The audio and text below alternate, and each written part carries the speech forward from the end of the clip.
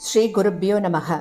குருர் பிரம்மா குருர் விஷ்ணுர் குருர் தேவோ மகேஸ்வரக குரு சாட்சாத் பரம் பிரம்ம தஸ்மை ஸ்ரீ குரவே நமக. சதாசிவசமாரம்பாம் சங்கராச்சாரிய மத்தியமாம் அஸ்மதாச்சாரிய பர்யந்தாம் வந்தே குரு பரம்பராம். குரவே சர்வலோகானாம் விஷஜே பவரோகிணாம் நிதயே சர்வவித்யானாம் தட்சிணாமூர்த்தயே நமக. ஸ்ருதிஸ்மிருதிபுராணானாம் ஆலயம் கருணாலயம் நமாமி பகவத்பாதம் சங்கரம் லோகசங்கரம். सदात्मध्याननिरतं विषयेभ्यः पराङ्मुखं नौमि शास्त्रेषु निष्णातं चन्द्रशेखरभारतीं. विवेकिनं मगाप्रज्ञं धैर्यौधार्यक्षमानिधिं सदा अभिनवपूर्वं तं विद्यातीर्थगुरुं भजे. भारतीकरुणापात्रं भारतीपदभूषणं भारतीपदमारूढं भारतीतीर्थमाश्रये. विद्याविनयसम्पन्नं वेदरागं विवेकिनं वन्दे वेदान्ततत्त्वज्ञं विदुशेखरभारतीम्. அனைத்து பெரியோர்களுக்கும் நீலாயதாட்சி குமாரின் நமஸ்காரங்கள். பிரதி குருவாரம் நம்ம சிங்கேரியில் சங்கரரை பத்தி கேட்டுருக்கோம். குருநாதரோட பேரருள்ள இந்த காவியத்தின் நூலாசிரியர் திரு கே நாராயணசுவாமி அவர்கள். இவர் எழுதிய புத்தகத்தின் ஒவ்வொரு வரிகளையும் நாம அனுபவிச்சு கேட்டுருக்கோம். பிரதி குருவாரத்திலையும் போன வாரத்தின் தொடர்ச்சியை தான் தொடர்ந்து கேட்க போகிறோம். 82வது வாரமாக ஹரிஹரராஜன் ஸ்ரீ வித்யாரண்யரோட ஆக்கைப்படி அவருடைய குருநாதரான ஸ்ரீ வித்யாதீர்த்தரை காண 10 வருஷம் கழிச்சு தான் சிங்கேரிக்கு வரான். அவனுக்கு முதல்ல கஷ்டமாக இருக்கு. வித்யாரண்யர் எனக்கு பட்டம் சூட்டி 10 ஆண்டுகள் கழிஞ்சுடுத்தோ அவருக்கு நாம் சமர்ப்பித்த பிரிவுகள் முதலியவற்றை அவர் இவை எமக்கு உகந்தவை கிடையாது, தட்சிணாம்நாய பீடாதிபதியான என்னோட குருநாதரே இவற்றை அங்கீகரிக்க கூடியவர், அதனால இவற்றை சமர்ப்பித்து அவரை தரிசனம் செஞ்சுட்டு அவருடைய ஆசையை பெற்றுக்கொண்டு வருவாய் அப்படின்னு தான் அவர் ஆக்கையிடுறார். அப்படி சொல்லிட்டு ஸ்ரீ வித்யாரண்யர் வடநாட்டை நோக்கி பயணம் பண்ணிட்டான்றதை கேட்டோம். அதுக்கு பின்னாடி இந்த 10 ஆண்டுகளாக ஹரிஹரராஜன் பல யுத்தங்களை செய்ய வேண்டியிருக்கு, பல ராஜாங்க விஷயங்களை கவனிக்க வேண்டியிருந்தது. அதனால சிங்கேரி யாத்திரை இத்தனை காலமாக தடப்பட்டு போயிட்டே இருந்ததை நினைச்சு சங்கோச்சப்படுறான். ஆனா தவத்தில் ஆழ்ந்திருக்கும் தன்னுடைய குருநாதரை இப்போது கட்டி காப்பாற்றுபவர் ஸ்ரீ பாரதி தீர்த்தர். அவர் நம்மை பிரியத்துடன் நேசிப்பவர். நிச்சயமாக முதலாக அவரை தரிசனம் செய்யும் போது நம்மேல் அவர் அன்பைத்தான் பொழிவார் அப்படின்னு நினைச்சுக்கிறான். இந்த எண்ணமே அவனுடைய சங்கோச்சத்தை குறைச்சு அவனுக்கு உற்சாகத்தை கொடுக்கறது. இப்படிதான் குதூகலத்தோட அவன் சிங்கேரிக்கு வரான். நறுமணம் கமழும் மலர்களை தரும் செடிகளோட கூடிய மலர் தோட்டங்கள், ஆங்காங்கு சிறு சிறு பர்ணசாலைகள், ஸ்ரீ சாரதாம்பாளோட திவ்ய சன்னதியை உள்ளடக்கிய ஒரு சிறு ஆலயம், சற்று தொலைவில் விஸ்தாரமா படர்ந்திருந்த மணற்பாங்கில தெல்லிய நீரோட ஓடிக்கொண்டிருக்கா துங்கா. வெகு தூரத்துல கண்ணுக்கு எட்டிய மட்டும் ஓங்கி வளர்ந்திருந்த மரங்களோட கூடிய காடுகள்லாம் எல்லாத்தையும் மன்னன் ஒரு நொடியில பார்த்துடுறான். உண்மையிலேயே சிங்கேரி ஒரு தபோ பூமிதான் நினைச்சுக்கிறான் மனசுக்குள்ள. சுற்றிலும் ஆங்காங்கே இருந்த கிராமங்களிலிருந்து வந்த வேத விற்பனர்களோட ஒரு சிறு குழு பூர்ண கும்பத்தோட மன்னனை எதிர்கொண்டு அழைக்க வரா. அவர்கள அநேகர் சோமன அக்ஷதை நிறைந்த தட்டுக்களை ஏந்தியிருக்கா. சூரிய பகவானையும் வருணனையும் மற்ற தேவதைகளையும் போற்றும் ருக்வேத மந்திரங்களையும் ஓதி அந்த நாள்லாம் அரசனோட சிரத்துல அக்ஷதைய தூவி ஆசி கூறுறா. அப்போது அவன் பவ்யமா தன்னுடைய சிரத்தை தாழ்த்தி கை கூப்பி அந்த வைதிக அந்தணர்களை எல்லாம் வணங்கி நமஸ்காரம் பண்றான். ஸ்ரீ சாரதாம்பாளோட ஆலய வாசல்ல ஜெகஜோதியாக ஸ்ரீ பாரதி தீர்த்த மகா சுவாமிகள் நின்றிருக்கார். தங்கம் போல் பிரகாசிக்கும் மேனி அவருடையது. கண்ணை பறிக்கும் அருண வர்ணத்தில் காஷாய வஸ்திரத்தை அணிஞ்சிருக்கார். கையில் விளங்கிய வெண்ணிற மூங்கில் தண்டம், மேனி எங்கும் வெண்மையான பஸ்ம பூச்சுக்கள், மார்பில் துலங்கிய ருத்ராட்ச மாலை, இவற்றோட தம்முடைய தீர்க்கமான பார்வையால எல்லோரையும் காந்தம் போல் இழுத்து வசீகரிக்கும் இவர் ஸ்ரீ வித்யாரண்யர் அல்லவா அப்படின்னு எல்லாரும் அதிசயிச்சு போய் நின்னுட்டாளாம், பிரமிச்சு போய் நின்னுட்டாளாம். ஸ்ரீ வித்யாரண்யர் வாரணாசியை நோக்கி அல்லவா சென்றார்? அவர் திரும்பி வந்து விட்டாரா என்ன அப்படின்னு வியப்பில் ஆழ்ந்துட்டா எல்லாரும்.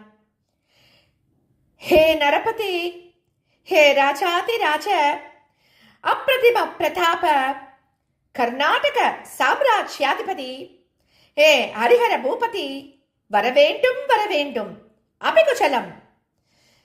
இப்படி ஒரு வித்தியாசமான குரல்ல ஸ்ரீ பாரதி தீர்த்தர் அவர்களை வரவேற்ற போதுதான் அவர்கள்லாம் வியப்பிலிருந்து விடுபடுறார்.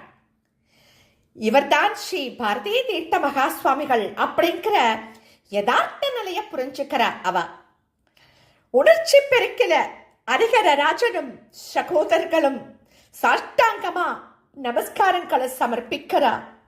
அவ சாஷ்டாங்கமாக தன்னுடைய நமஸ்காரங்களை சமர்ப்பித்த பிறகு ஸ்ரீ பாரதி தீர்த்தர் மதுரமான குரல்ல பேசுறார். ஹே ஹரிஹரராஜன், உங்களுடைய மந்திரி பிரதானியும் புரோகிதரும் எல்லா விவரங்களையும் நேற்றே சொல்லிவிட்டார்கள். எல்லாம் ஜெயமாகி காரியங்களும் சுபமாகவே நடந்ததை கேட்டு மிகவும் சந்தோஷம் அடைந்தோம். எல்லாம் நம்முடைய குருநாதரின் அனுக்கிரக விசேஷம்தான். நீங்கள் காணிக்கையாக சமர்ப்பிக்க எடுத்து வந்திருக்கும் பொருட்களையும் பிரிவுகளையும் அவரிடமே சமர்ப்பித்து விடுவீர்களாக. இப்போது அவர் லிங்க ரூபமாக நமக்கு காட்சி அளித்துக் கொண்டிருக்கிறார். அவருடைய சாநித்தியம் எங்கும் பரவி நிற்கின்றது. உங்களுடைய காணிக்கைகளை அவரே ஏற்றுக்கொள்வார். எப்போது ஸ்ரீ சாரதாம்பாளுக்கு காலை பூஜை முடியும் தருணம் மங்கள ஆரத்தி நடக்கும். அதை தரிசனம் செஞ்சுட்டு குருவின் சன்னதிக்கு செல்லலாம் அப்படின்னு சொல்றார். அம்பாளோட அந்த சின்ன ஆலயத்திற்கு முன்னால ஒரு பந்தல் போடப்பட்டிருக்கு. அங்கு விரிக்கப்பட்டிருந்த ஒரு புதிய பாயின் மேல் அரசர் கொண்டு வந்திருந்த பட்டு வஸ்திரங்கள், ஆபரணங்கள், குங்குமம், மங்கள திரவியங்கள் எல்லாம் தட்டு தட்டா வைக்கப்பட்டிருக்கு. அரசரும் மற்றவர்களும் அங்கே நின்னுண்டு தரிசனம் செய்கிறார். அம்பாளின் தாரு விக்கிரகம் மங்களமான மஞ்சள் விக்கிரகமாகவே காட்சி தருது. ஸ்ரீசக்கரத்தில் சகஸ்ரநாம குங்குமார்ச்சனை நடந்து முடிந்து தூபதீப நைவேத்தியம் எல்லாம் ஆகிறது. பிறகு விசேஷமான மங்கள ஆரத்தி சாவகாசமா செய்யப்படுறது. மூலஸ்தானத்தில் இருந்து பிரசாதங்கள் வெளியே வந்தவுடன் அவற்றை ஸ்ரீ ஆச்சாரியர் அரசனிடமும் அவருடைய சகோதரர்களிடமும் கொடுக்கிறார். அவர் சொல்றார், ராஜன், நீங்கள் குறைந்தபட்சமாக 4 நாட்களாவது இங்க தங்கணும். உங்களுக்கு எல்லா யுத்தங்களிலும் ஜெயத்தை கொடுத்தவள் இந்த அம்பிகை. அதனால் இவளுடைய இந்த சன்னதியிலேயே விஜயோத்சவத்தை நீங்கள் கொண்டாடலாம். நாளைக்கு மறுநாள் சுக்கிரவாரம் அன்று அம்பாளை விசேஷமாக ஆராதிக்கவும் மற்ற தேவதைகளுக்கு பிரீத்தியை கொடுக்கவும் ஜப ஹோமாதிகள் நடக்க நாமே ஏற்பாடு செய்வோம். அக்கம் பக்கத்தில் உள்ள கிராம ஜனங்கள் உங்களை காண வருவார்கள். உங்கள் படை வீரர்களுக்கு விசேஷமான உணவு அளிக்கும் பொறுப்பை அவர்கள் ஏற்றுக்கொள்வார்கள் அப்படின்னு பாரதி தீர்த்தர் அரசனிடம் சொல்றார். பிறகு அவர் அரசனையும் மற்றவர்களையும் ஸ்ரீ வித்யாதீர்த்தரின் சன்னதிக்கு அழைச்சுண்டு வரார். அவர் தவ யோகத்தில் அமர்வதற்காக கட்டப்பட்டிருந்த நிலவரை மண்ணால் மூடப்பட்டு அதன் மேல் பெரிய நர்மதா பாடலிங்கம் ஒன்று பிரதிஷ்டை பண்ணப்பட்டிருக்கு. அதை மன்னரும் மற்றவாளும் கண்டு மனம் உருகிறார். இந்த இடத்தின் மேல் எளிய முறையில் ஒரு கொட்டகை வேயப்பட்டு பந்தோபஸ்தோட பாதுகாப்பு செய்யப்பட்டிருந்ததையும் அவ பார்க்கிறா. ஸ்ரீ பாரதி தீர்த்தர் அப்போது உயர்ந்த சந்நியாசியாக தரிசன மாத்திரத்திலேயே எல்லோருக்கும் ஞானத்தை கொடுப்பவராக விளங்கிக் கொண்டிருந்த குருநாதர் தன் சங்கல்பத்தினாலேயே தேகத்தையும் துறந்து அருவமாக ஆகாயத்துல கலந்து விட்டார். அவர் அசிரீரியாக அளித்த உத்தரவின்படி இங்கு சிவலிங்க ஸ்தாபனம் செய்யப்பட்டிருக்கு. 3 கால அபிஷேகாதி பூஜைகளும் தினந்தோறும் செய்யப்படுறது. இங்கு அவர் எப்போதும் பிரசன்னமாக இருந்து கொண்டிருப்பதை நாங்கள் நித்தியம் அனுபவித்துக் கொண்டிருக்கோம்.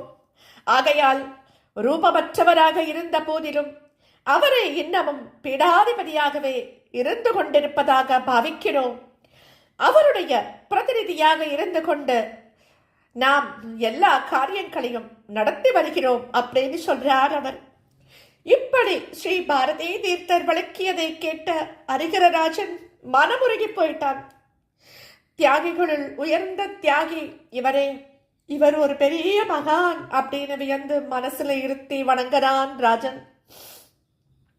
ஸ்ரீ பாரதி தீர்த்தர் மகான் ஞானி, அதே சமயத்துல நிர்வாக திறமை மிகுந்த செயல் வீரர், சிறந்த மடாதிபதி, உயர்ந்த பண்டிதர், பல நூல்களின் ஆசிரியர், சந்நியாச ஆசிரம விதிகளை பிறழாமல் கடைபிடிச்சவர், விஜயநகர அரசர்கள் ஹரிஹரன், புக்கன் ஆகியோரால் வணங்கப்பட்டவர். ஆனாலும் தம்மேல் வெளிச்சம் விடாமல் மறைச்சுண்டு ஜாக்கிரதையாக பாதுகாத்துக்கிறார் தன்னை.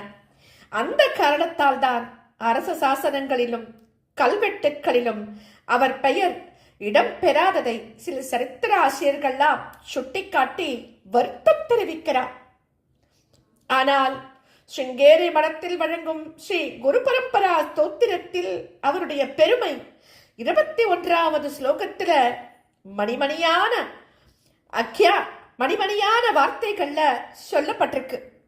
என்ன மணிமணியான வார்த்தைகள்ல அவரை போற்றி சொல்லப்பட்டிருக்குன்னா, அஜ்ஞானாம் சாத்னவி தீர்த்தம் வித்யா தீர்த்தம் விவேகினாம் சர்வேஷாம் சுகதம் தீர்த்தம் பாரதி தீர்த்தம் ஆசிரியே அப்படின்னு சொல்லப்பட்டிருக்கு. அதாவது பக்தர்களை அவர்கள்லாம் பாமரர்களாக இருந்தாலும் தம்மிடம் வந்து தரிசனம் செஞ்ச மாத்திரத்திலேயே புனிதர்களாக செய்தவர் ஸ்ரீ பாரதி தீர்த்தர்.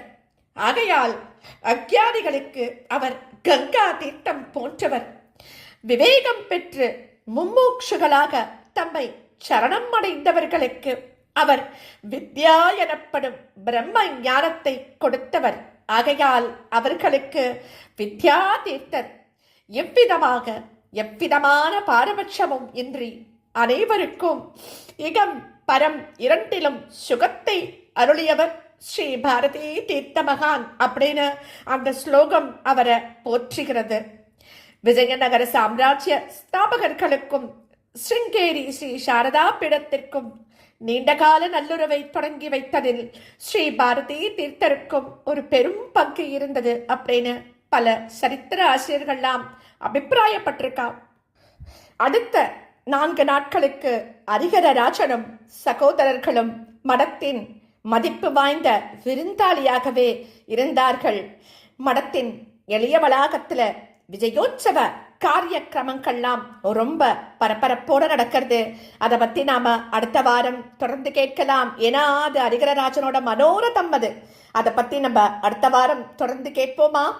ஸ்ரீ சத்குரோ பாகி, ஸ்ரீ சத்குரோ பாகி, ஸ்ரீ சத்குரோ பாகி.